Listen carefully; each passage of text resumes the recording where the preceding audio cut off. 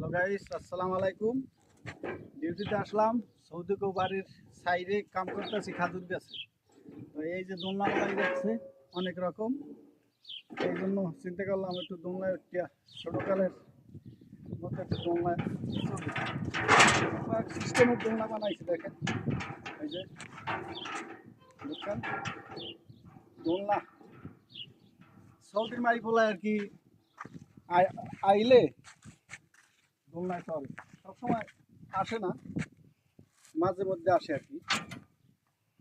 এই যে দেখেন কত সুন্দর দোলনা বানাইছে, দেখেন কত সুন্দর। এই যে সৌদের বিল্ডিং সাইডই দেখেন কত সুন্দর, দেখছেন বিল্ডিং এর সাথে রাখছেন দোলনা বানাইছে। এই যে দেখেন। ওকে, আসসালামু আলাইকুম।